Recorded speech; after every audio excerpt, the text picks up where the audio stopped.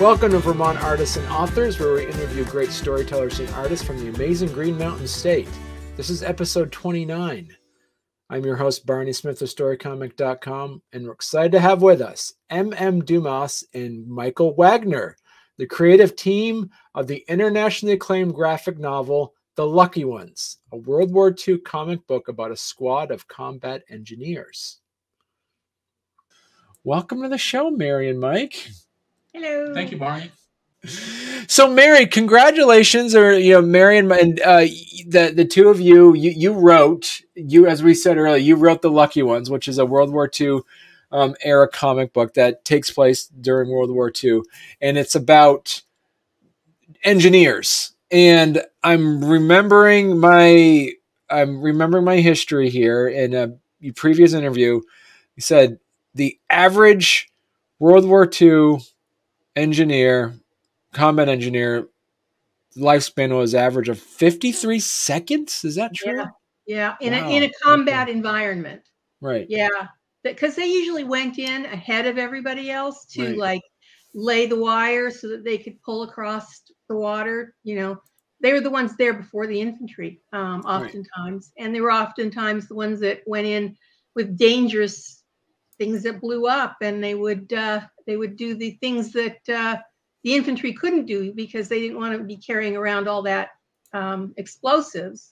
And so combat engineers had a very limited lifespan. Right. And it was important for them. It was important. And the natural question is, like, if it's such a dangerous position, why did people do it? And the answer is, hey, they could be colorblind, or also they don't want to get, what's it called? Blue chipped? Right. Blue carded. Blue carded back then meant being sent out of the military without a good recommendation. And the vast majority of people who got blue carded out were people who they couldn't kind of use in other places, mostly because 9 times out of 10, they were gay people that had been found out. Right.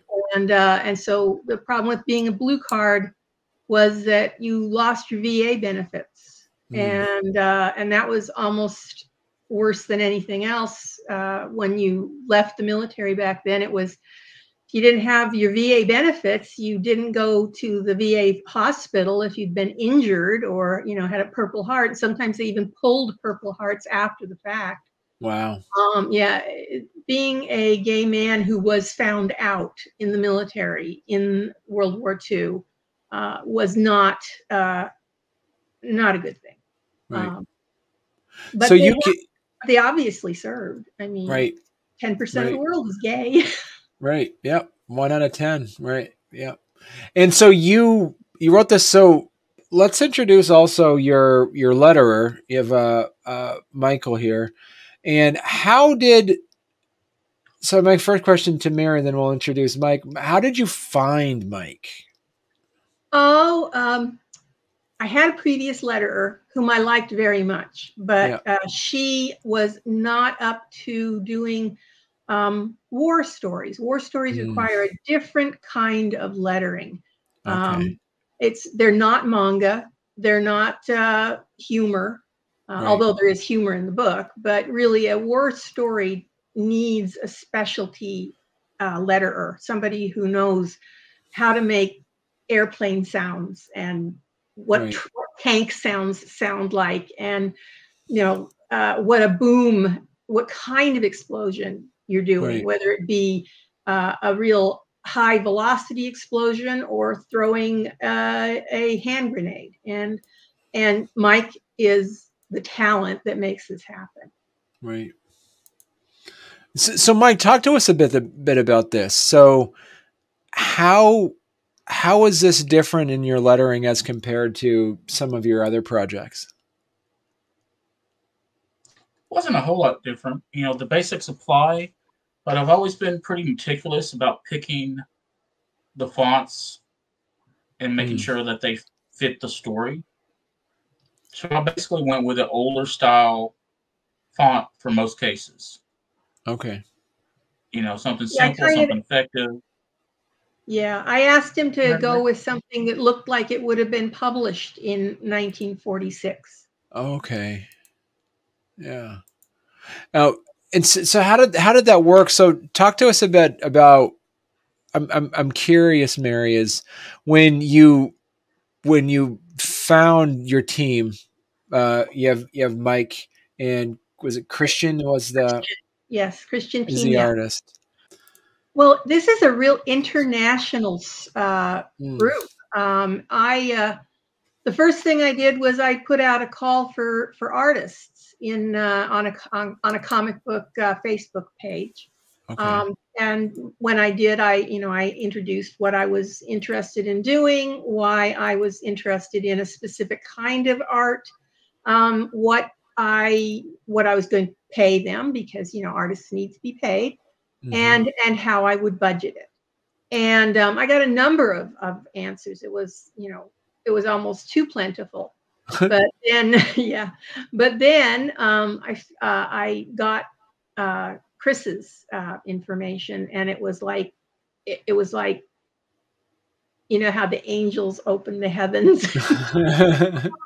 That was it. He was the guy, and it just took off from there. Now, what was odd is that Christian lives in Buenos Aires, Argentina, so I can't even send mail to him. It doesn't get, which has been difficult in that I'd really like to send him a whole bunch of Sergeant Rock comic books and things, just to get him kind of more familiar with the genre. But everything I've sent has disappeared into somebody else's mailbox. But wow.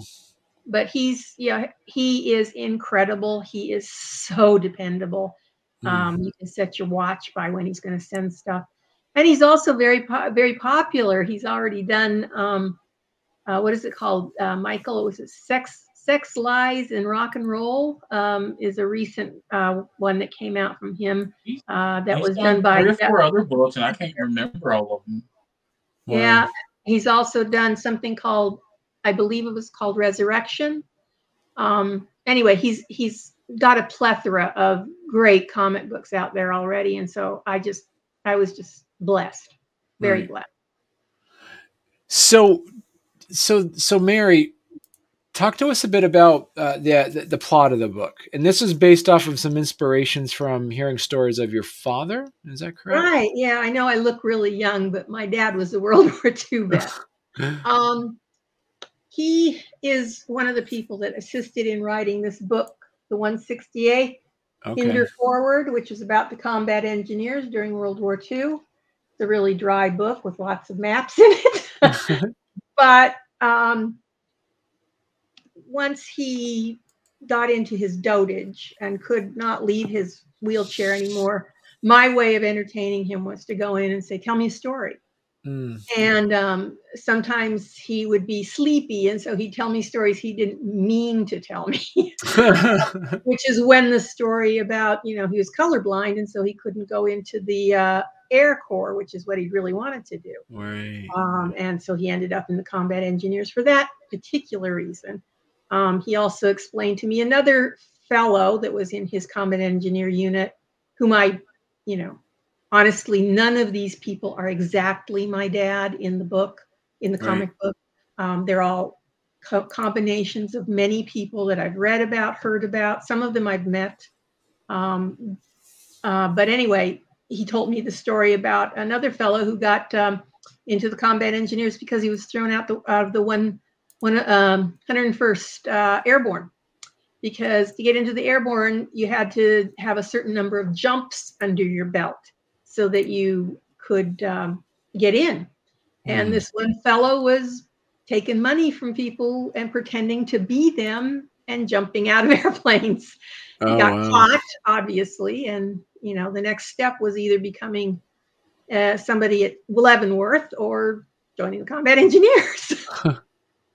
So there's a lot of stories that are mixed in there, that are stories that I either heard from my father, know about from other fellows, or some that I've read in multiple different books on the subject over the years, and 168 is a hot one. Look at the size of that sucker. Yeah. They're even in this old novel, The Soldiers of 44. There's a number of stories in here about gay soldiers. Of course, they didn't call them gay, you know, when this was written in 46, but it was really a handy way of referencing certain things that they went through. Right. My next question for you, Mary, is you've had some background in writing screenplays. How is writing a comic script different than writing a screenplay for you? I think Michael and I had this conversation, and it was very eye-opening for me. In screenplays, you have to show it. You can't have, well, bad screenplays have people thinking things and you can hear their thoughts. The normal screenplay is you have to show it, not dream it. You have to see it, not say it. And so that's why when I was transferring over from a screenplay, I had to really, do a little more thinking about the seeing, because also another thing in a screenplay is it's the director who gets to do the seeing.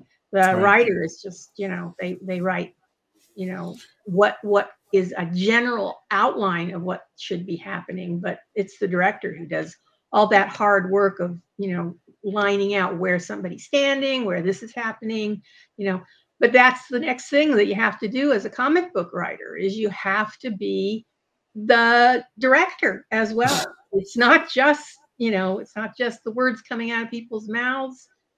It becomes more of an art direction as well as comic book writing. Right. So it's been a real stretch, but I love it. Yeah. So your friend from Chuck's Raw Reviews says, take a gander at these beautiful people. So hi, Chuck. He's our editor. Yes, he just said that. Yeah, he said he helped edit the book for you. He's also the reason that I have Michael. Yeah. Excuse me. Okay. All right. He's the reason I have Chad and I Michael. have worked together on multiple projects over the last few years, and when Mary was looking for a letterer, Chuck pimped me out. Yeah. That's Excellent. what it comes down to.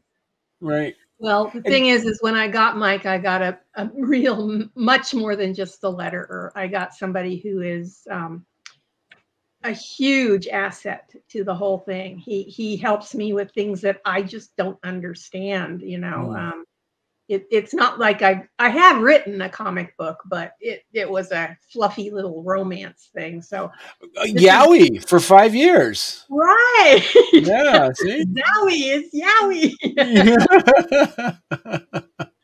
Yeah. That one is currently on the banned books from Amazon. That's right. I remember you saying that. Yeah, that's been banned off of Amazon. It had a good run, on Amazon. People could watch it at KDP Publishing, but yeah. Right.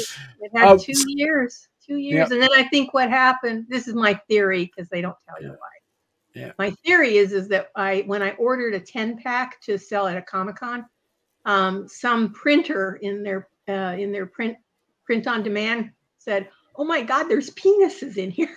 And they went to Amazon KDP and said, "We can't do this." And who knows? Probably enjoyed it. Yeah. And so how is it different writing the script for the Lucky Ones as compared to when you're writing your manga comic? Oh, well, first off, the manga one is a ripoff of Romeo and Juliet. So that was, right. It was pre-written practically. I just updated and turned Juliet into Julianne. No, that's not completely true. There's a lot of differences. But writing manga and writing a thing like that was a one page at a time kind of writing, Right. because the first time we put it out was on Tapas. The other one that's defunct now, I can't think of the name of. Oh, I'll think of it 20 minutes from now. But anyway, yeah. So we were doing it one page at a time, putting it out on as a web comic, and it was pretty much a week-to-week writing course. You know, wasn't hard.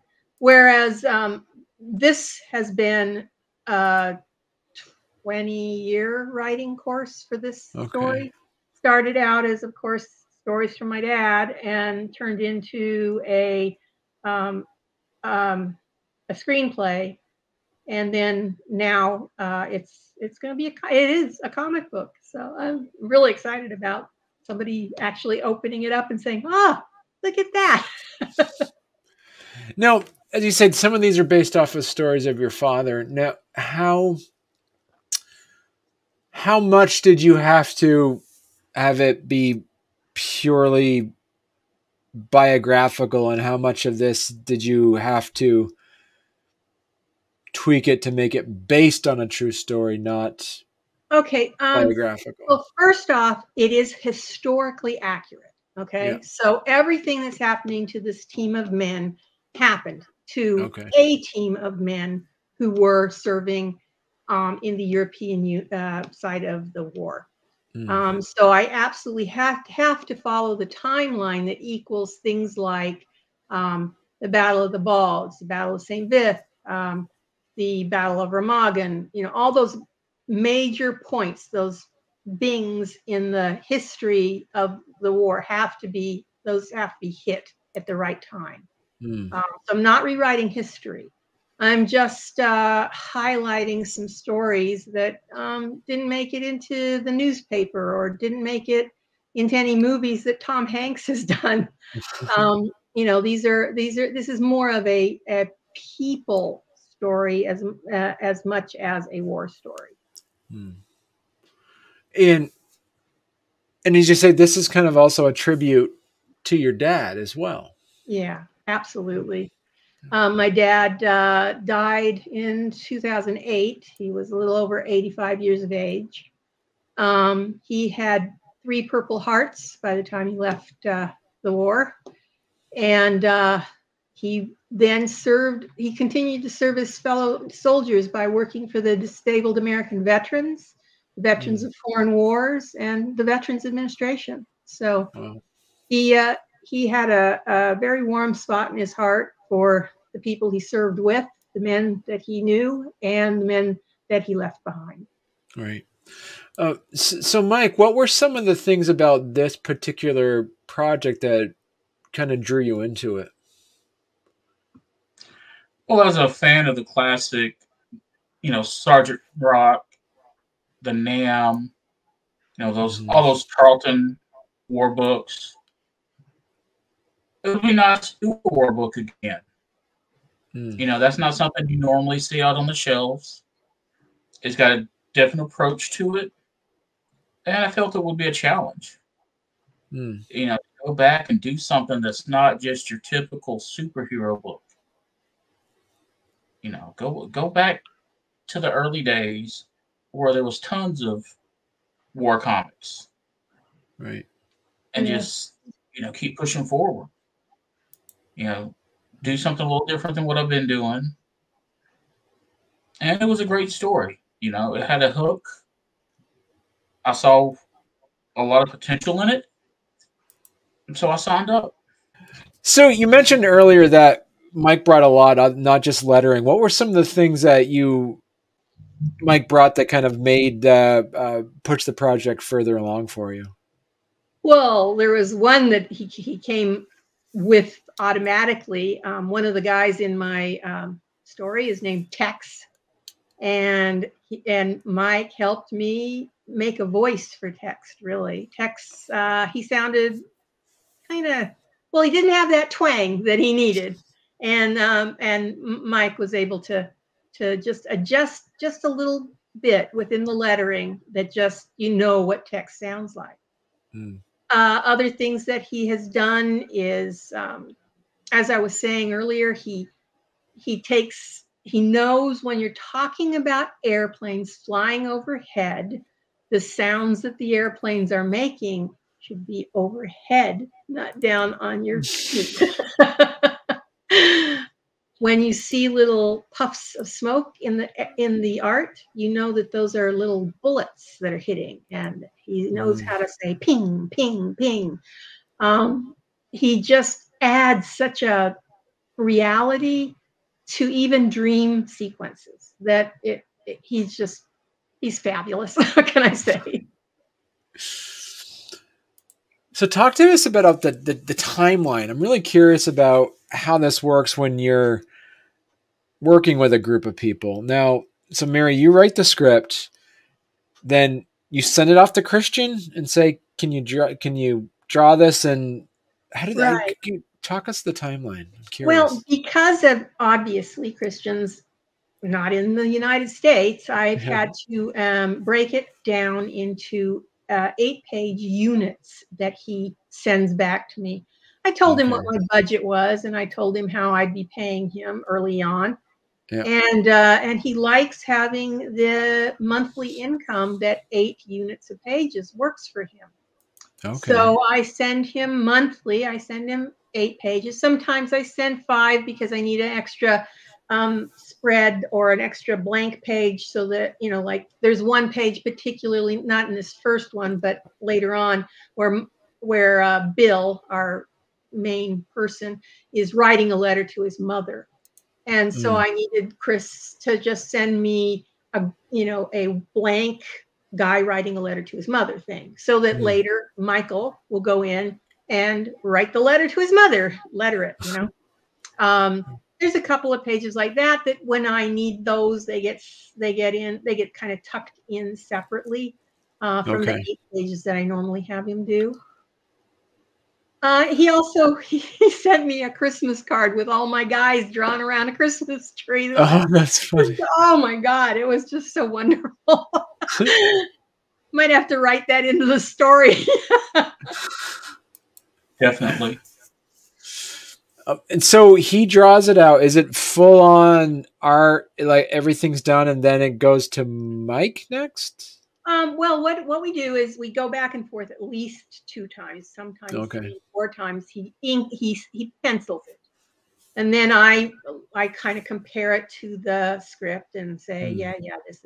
I really give him a lot of free rein, because I feel like you're an artist because you enjoy doing something, and if you're just doing something that somebody tells you exactly what to do, you've lost the fun of it. Right. So he does a lot of things free range, and as a result, sometimes I have to go and look at my script and say, that'll work better because my script says this, but that'll work better. So I do adjust the script as it goes along. Very seldom I've said, panel 2 needs to be a closer up, or panel 5, we don't need so-and-so because he's not with them anymore, or, those sorts of things. And so that's the pencils. Then he inks, and then I also have him as my colorist. Because I didn't want to have that golden thick color that is very popular right now with the comic book industry. I wanted it to look more of the 40s, 50s, 60s style of inking. Of coloring. After that happens, so when does Mike get involved then? Mike gets involved when I get 24 pages together, because that's the size of a floppy.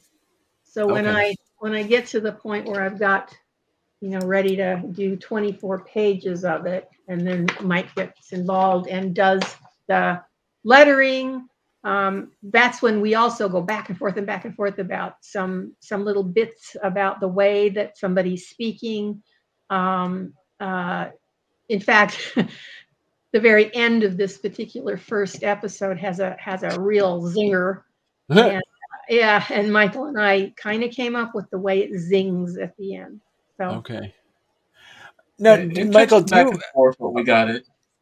Yep. Right. So I'm kind of curious too, Michael, when you're there, how much, as the letterer, you seem to be the last person to touch the page, basically, right? Mm-hmm. There's any point where with your skills with Photoshop and whatnot, do you ever have to move and adjust the image a bit to give you room to put in a word bubble? How does that? Yeah, I see you're nodding your head. So how does that? All the time. Yeah. You had to flip a panel. Yeah. And that comes with the territory. I mean, it's just something that has to be done. Yeah. Right. Artists, Christian's good about it, but I've worked with some artists who wants to fill the whole page and not leave room for any dialogue. So that's when the work comes in. Okay. You know, slapping letters on a page is easy, but making it where it flows, right, and the text fits without covering any art of any importance, that's when the tricks start happening. You gotta, because there's an art to lettering. There's an art to making it flow. There's an art to the way it's read. Mm. You know, I've seen so many indie creators just slap words down in, you know, Microsoft Paint or whatever stock program that came with their computer in Times New Roman font, and it just looks bad. It's hard to read. It's hard to follow. You've got to make it work. You know, cross balloon tails or big no-no. It's just, you know, lettering is an art. Right. And it's got to be studied as an art. Another part of the lettering that he's done that just brings things to life is, you know, the tail on a balloon. If it's just a straight tail, it doesn't tell anything about the way the person is speaking. If the person is speaking because they're making a joke, or they're speaking because they're in pain, the tail needs to be different for each kind of those pieces. Well, even the balloon is different. You know, if someone's in pain and in stress, the balloon's going to be a little wobbly and lopsided and not as clear. Same way with the tail. It's going to be distorted. It's going to be wiggly. That shows it out. Right. You know, font size within the balloon.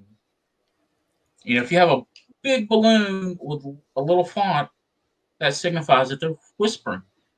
But if you have a big font size and a small balloon, that also signifies yelling. And you got everything in between. And you can say a lot with, you know, your font choices and your balloon choices. So it's a lot more than just slapping on balloons onto a page. Right. Yeah, that's beautiful. And like you say, there's an art form to it based off of also what font you use, where it's placed on the page. You have to make sure the eye follows it the correct way. Yep. Yeah. And you know, there's lots of ways to adjust the way a person is talking. So an example is somebody who not really stutters, but pauses a lot in their conversation. There's ways to do that so that when you're reading it, you're going, oh, that guy pauses a lot during his conversation. You can hear them in your mind, obviously, but you can hear them because of a good letterer. Right. And so getting back and talking about the story, you already have 5 issues done, correct? Yeah. Wow. Okay. Yeah. All right. It will be an 8-issue floppies, and then it will become an omnibus, I guess, a graphic novel. It's written intentionally to be a graphic novel, although because of the way that I've divided it into 24 pages, there are many crescendos in each part of the story. Right. And that's, I don't know, I might end up doing a little bit of adjusting when it becomes a graphic novel, because you can't have that many crescendos because people are always like, okay, but in comic book writing, you need those, you know, you need to have it so that people want to see what the next oh, what's going to happen next? Right. And so where do you, so for those that are listening or watching who might be an armchair historian of World War II, I'm saying maybe not an expert, but knows enough, what would be some of the surprises that they would learn from this series? Well, I think the first thing is that a lot of waiting around for a war to happen is waiting around for a war to happen. I kind of say it's like being a firefighter. You're always sitting there waiting for horrible shit to happen, and then you go and save everybody. And so there's a lot of building of friendships and getting to know each other, and stupid stuff, fights and things like that because of something dumb that happens in between the battles. And the battles readjust everything that you knew about each other too. So each part of being a military man in a war situation adjusts your way of looking at the world every time you hit that possibility of dying. Right. So it really does. Some of the gentlemen in the squad grow; they become better people. Others become they're just who they are, because they're either too old to adjust or they're just unwilling to adjust. Others are brokenhearted when they lose someone, whether it be someone at home or someone on the battlefield. So it's more of it's about the human condition as much as the war. Right. And you did kind of mention that too, about even though the term PTSD was never used at this time, they used the term shell shock or other terms for that.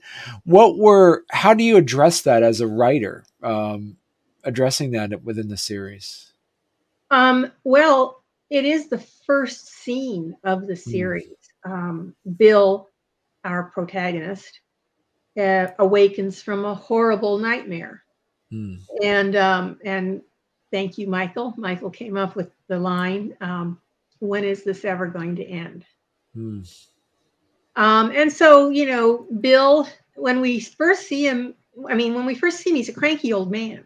He's telling the stories to his grandson, and he's a cranky old guy. And as we're being told his stories, we start to realize that he wasn't that cranky old guy when he was 20. So the way that the story is told also, it helps the way that the story is told with the art, in that an art piece, that art piece is done with the squiggly lines around the outside. Right. So the reader is clued in that that's not real life. Okay. Okay. And then he awakens, and we're in real life. Right. The other section that where we can use that kind of art is when he's suddenly imagining something. He's 75 years old. He gets a little dizzy, and then he sees things that were there, but it was 50 years ago they were there. Right. Other ways of telling this story are he thinks of things in his own mind. So he isn't necessarily dreaming on this page, but it's muted and it's brought down, and the colors are less because here he is thinking about what was going on. Right. So it's so the way you can tell a story with that kind of jumping around is all in the way the art is approached. Right. And again, Chris has hit it on the mark almost every time. So I'm really happy with him. So let's chat a bit about the your pledge levels for people to check out.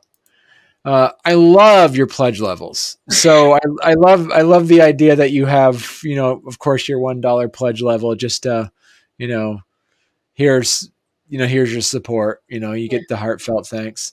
Now, the heartfelt thanks, is that in PDF format, or is the heartfelt thanks that you mail? It's mind melding.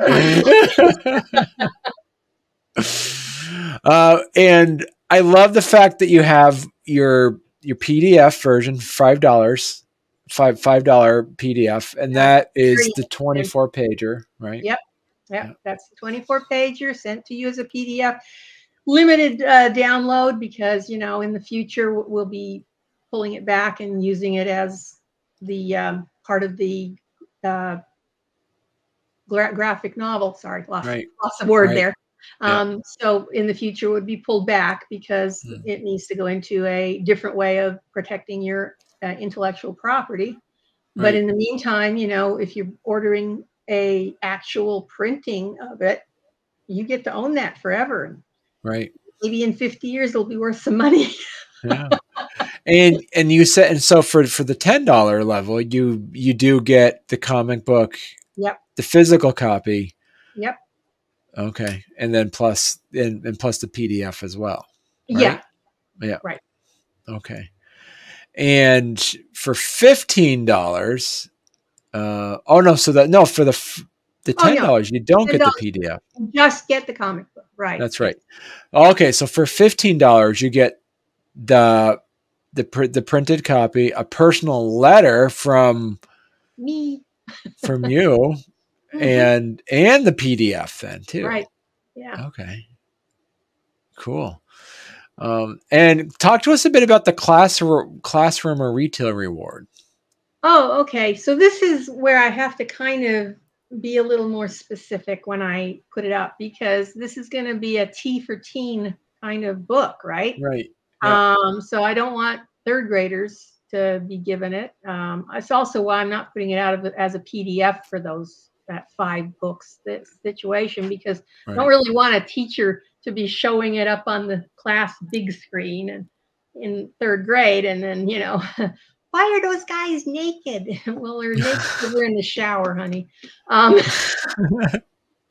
But the other situation, of course, is that as we go along, we're going to be talking about what we're fags back then.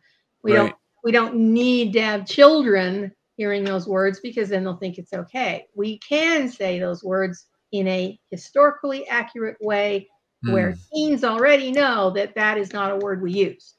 So that's why I've kind of hedged my bet by telling them this is a teen or higher book. Right. And then, of course, I also own a very small, tiny comic book store. And so I like having the ability to support Kickstarters and get 5 books at a time, because then I can have them on the shelves. Right. So that's why I did that one.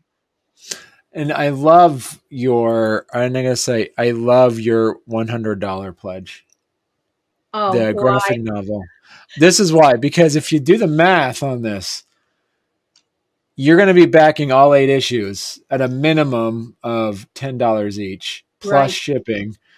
This ends up probably being a better deal in the long run. Yep. Because you're not paying for shipping for each single issue at $10 each. So this actually is the best deal on here, is paying $100 for all 8 issues. So, yeah. Right. Yeah.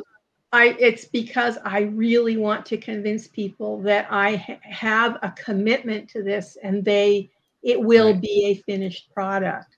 Yeah. Because Mike will tell you, there's so many people that have done one and done, where you think that you get to the end of that story and you're like, oh, good, I'm really interested, and then they never do anymore. Right. So here's the thing. So you're going to have something, Mary, for the 4 people so far who've backed that graphic novel. I'm going to send them a copy of book 1, just because, to thank them. Okay. But then again, when they want to come back for the second Kickstarter and third Kickstarter, you gotta have buttons. You're gonna have like World War II era buttons or something that you can. Yeah. Well, each cover is going to be a different art. Each cover is going. Some I've already got different artists lined up for each cover. So people are going to be getting something completely different. Right. So it's not like if they support all 8 books, all 8, excuse me, floppies, they'll each and every cover is going to be a different cover. And then of course we'll have a even different cover for the grand finale, the graphic novel. And you know, by that time maybe I'll be able to hire somebody like Billy Tucci to do the cover. Wouldn't that be cool? So I was gonna say this is an amazing piece. And so you have and Mike, you're there for all 8 issues too, correct? He better be. Maybe. I'll think about it. Yeah, these are gorgeous pieces of work. I love these story. I love the educational aspect of it. And as you say, it's a story that needs to be told. Especially as you're saying that we are now at their with the close to the 80th anniversary of D-Day now. Right. We just passed the 80th anniversary of the Pearl Harbor. Yeah. And D-Day, while we were obviously fighting, our fighting men were out there already before D-Day. They were in North Africa, getting into Italy, all that. D-Day is the day that we really said America is going to win this war. And so it's an important date. It really is. It's a date that men, and I mean all Americans really, became truly Americans. There was no more, I'm an Italian and I live in this neighborhood, and I'm Irish and I live in this neighborhood, and I'm going to beat you up. That kind of stuff ended when World War II came. Because they were all Americans. And I kind of miss that we've got that, that theory doesn't exist right now. Kind of miss it a little bit. Yeah. Well, good. So yeah, this is a good, exciting stuff. And I'm really looking forward to reading the story. So thank you. So perfect. So listen, so the two of you are going to have to come back on, when to promote issue number 2 next too. Yes. Yeah. Yes. 2, 3, 7, 8. If you look at our website again, you'll notice that I've got covers for 1, 2, 3, and 4 ready. Right. I've already got, Chris has already got 126 pages done. Wow. That's right. You said he's already he's chomping 5 at issues the bit to get this out. Yeah. So, and he's he's a workhorse. So book 2 there is, that's Bill trying to decide if he wants to go to this damn reunion with the ghosts of his colleagues from World War II. Right. Then book 3 is a different artist, someone I know, Ben, and he is more well known for his fantasy art. So when he pulled together this, he does art that looks very much like the Skeksis from the Dark Crystal. Yeah, Dark Crystal. Yeah. So imagine, coming into this as a fantasy art. So real pleased with that one. And then of course number 4 is the pretty much the crescendo of the first writing of the first chapters of the book. And that's why we have the whole team on the cover. And I can name every single one of those guys. They're starting to really, Mike will tell you, they do have their own individual personalities, and you start to realize it after a few pages. Plastic City Comic Con, July 16th. We will both be there promoting, we will have copies of the comic book. And we will have copies. Yes. Thank you. We will have copies of the comic book at Plastic City. It's a one-day Comic-Con here in Massachusetts. I'm really excited to go to it. I haven't been to it before. And then the other thing that I got accepted is at SPX in Maryland in September. and I am so excited. I've been trying to get into that for 5 years, and that's not counting the 2 years of COVID. Right. So I'm very, very happy that Small Press Expo said yes. Cool. Congratulations. Hopefully we'll have 3 books to show them. Yeah. So if people want to learn more about your work, Mary, what's the best place they can go to? The website definitely is thelluckyones-comic.com. Okay. If they want to learn about my Yowie, that website is justyowie.com. Justyowie.com. And yeah. how do you spell Yowie? Why you ask hard questions? Y-A-O-I. Y-A-O-I. Yeah. Yeah, okay. That one has, my the reviews on the previous book, and so people will say, "Oh, I guess she can write." Maybe my next book will be about something different. Right. Yeah, there it is. There it is. Just Romeo Yowie. X Julian. That's a couple of reviews. People liked my shit. Yeah. Oh, and I have to go in and adjust that. Bad me. Yeah, you can't get it on Amazon anymore. Right. Yeah. Yep. Cool. So I'm gonna have to ask the printer who's doing the Lucky Ones what they'll do for me for Romeo X Julian, the first date. Perfect. And Michael, if people want to find your work, where can they go? My work is all over the place. It is all over the place. I know. Lucky Comics is one of the sites I work for. Free Fall Press on Facebook is my publishing.